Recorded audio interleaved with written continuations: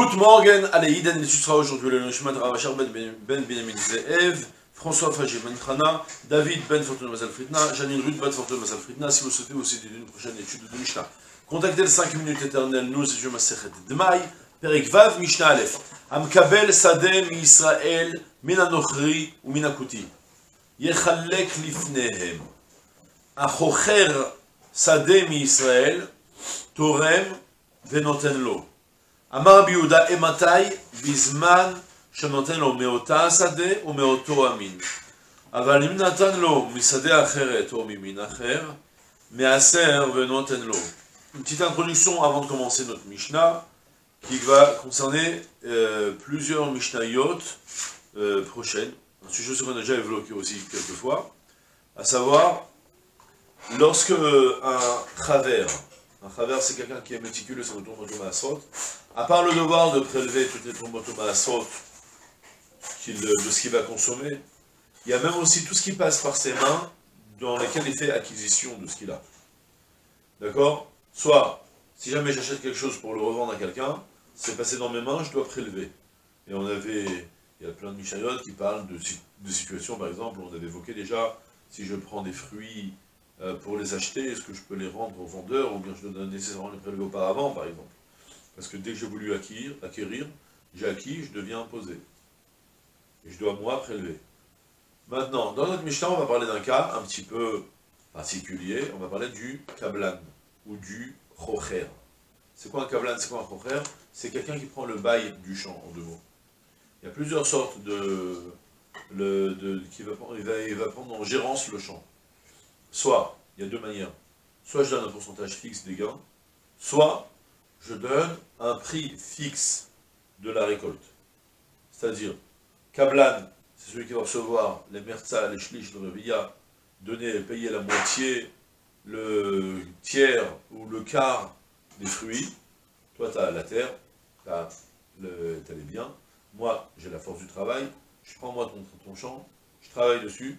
Un quart des fruits qui vont sortir, c'est pour toi. Les trois quarts, c'est mon mérite, c'est le fruit de mon labeur. Ça, c'est le kablan. Le chocher, c'est celui qui va payer un prix fixe pour le bail. Je te donnerai une tonne de fruits de ton champ, ou d'accord, c'est ta paye, quoi qu'il arrive, tu le recevras.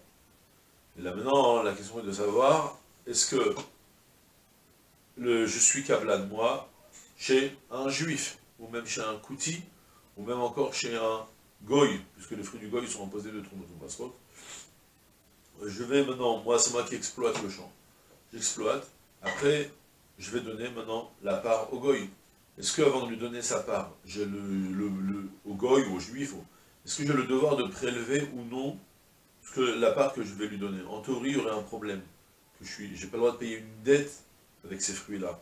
C'est des fruits pour le moment qui m'appartiennent, que je dois payer une certaine dette. Et la Mishnah va me dire, non, malgré tout, tu peux le donner de Tromotou Maasot.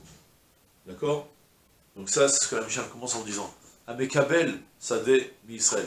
Celui qui va recevoir en kablanout, en gestion, le champ de quelqu'un d'autre, c'est lui qui va le gérer et lui payer un pourcentage fixe.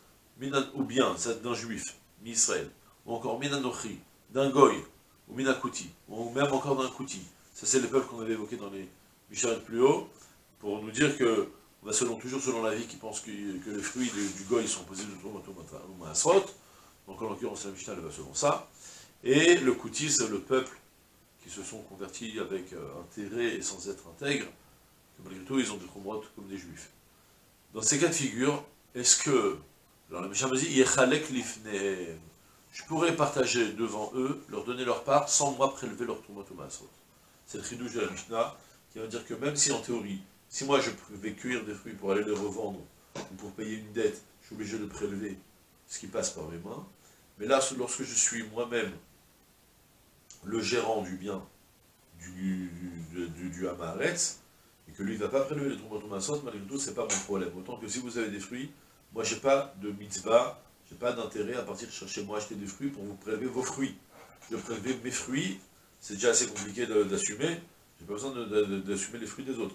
La Mishnah me dit, sache que lorsque tu prends le bien, comme on a dit, avec cette gérance au pourcentage, eh bien, dans ce cas-là, la part que tu vas leur donner, tu ne peux pas imposer, pourquoi? Parce que c'est leur terre, c'est la terre du propriétaire, c'est la sienne. Et moi, je prends moins un salaire. Quand je lui donne sa part, c'est pas que je suis en train de lui payer un salaire, c'est pas que je suis en train de lui payer sa part, c'est que complètement, tout lui revient, puisque ça lui appartient. Ce que moi je prends, c'est mon salaire, plutôt. D'accord? Donc de ce fait, je n'ai pas d'obligation de prélever ce qui est, ce qui lui revient à lui. D'accord? Les mots sont clairs? Mais Kabel Sadem Israël, ceux qui reçoivent un champ en Kablanout, donc d'un juif, ou bien Minanochi encore d'un goy, ou encore Minakouti, ou d'un Kouti, dans tous ces cas, Yechalek Lefnem, tu partages devant eux, tu leur donnes leur part, tu n'as pas besoin de te soucier de leur retirer le tour et les tourments de massot de ce qui arrive dans ses mains. Par contre, Achoker Sadem Israël, par contre celui qui va prendre en bail, le bail du champ, en payant une quantité fixe de fruits, alors la Mishnah me dit, Torem venoteno, tu devras prélever, et seulement après tu leur donneras sa part. C'est-à-dire, on avait convenu que je lui donne 1 tonne de blé à l'année pour son champ qu'il m'a laissé. Eh bien, la Mishnah me dit, d'abord tu prélèves la trouma, attention, c'est Torem, c'est que la trouma. Là, cette fois-ci, il prélève que la trouma, et je la lui donne, ensuite les fruits à lui. Là, la trouma, il y a une différence. La trouma, j'ai pas le droit de, dès que les fruits deviennent imposables de troumot ou maasrot, je dois nécessairement le plus vite possible le prélever. Les maasrot, ça peut attendre d'arriver chez lui, qu'il les engrange. Mais la trouma, dès que les fruits sont imposables, tu dois le faire tout de suite. De ce fait, alors la Mishnah me dit, ben, sache que la trouma, tu ne peux pas t'en dispenser, fais-le tout de suite, d'autant plus que la trouma, ça coûte pas cher. C'est un cinquantième que tu n'es même pas obligé de, même pas contraint un cinquantième, même avec un petit grain, tu peux tout dispenser. Dans ce cas-là, tu es obligé de tout prélever les fruits, et seulement après tu lui donnes, et lui, par contre, il pourra lui prélever les maasrot. Il devra lui prélever les maasrot de ce qui lui revient à lui.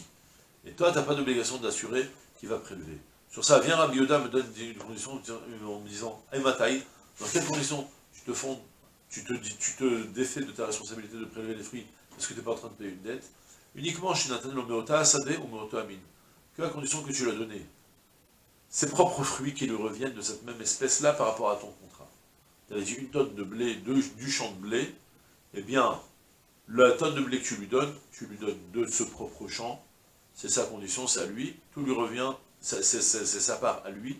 De ce fait, tu n'as effectivement pas l'obligation de prélever les autres maasrot de ce blé. Par contre, avalim natano misade acheret ou mimin acher, par contre, si tu donnes du blé, mais d'un autre champ, ou encore même d'une autre espèce, parce que le champ que tu avais prévu en blé, finalement tu as fait moitié blé, moitié orge. Et tu as décidé avec l'orge de payer ta dette du blé. Ouais, du coup, tu vas lui donner que de l'orge. Il est d'accord, tu vas lui donner. Là, malgré tout, tu seras nécessairement, mais à serve notre tu devras même prélever les maasrot pour les lui donner. Le principe général, il est très simple. C'est que si le champ, il vous appartient et je travaille, que je vous paye au pourcentage ou que je vous paye au prix fixe, alors par rapport à ce que vous allez recevoir, c'est votre part. Si c'est votre part, je n'ai pas moi à mettre mon nez dans vos affaires. Est-ce que vous êtes un bon juif qui prélève ou qui ne prélève pas? Moi, je ne suis pas en train de payer une dette avec ça. Par contre, si jamais c'est ce que je vous donne, ce n'est pas votre part, mais si je viens payer une dette, j'ai une part à payer et je vais chercher des fruits de l'extérieur pour payer. Je vais acheter des fruits d'un autre champ, ou je vais donner même une autre espèce. On est arrivé en commun accord, il n'y a pas de problème. Vous êtes d'accord que je vous paye comme ça. Mais malgré tout ce que je donne, on ne peut plus définir que je suis en train de vous donner votre part. Je suis en train de payer ma dette. Si je paye ma dette, ce qui passe par mes mains, je dois nécessairement prélever ce qui passe par mes mains avant de le redonner à quelqu'un d'autre. D'accord? Et voilà, c'est tout pour aujourd'hui. Je suis une journée pleine de Hatzlacha, Kol Tov, ça va.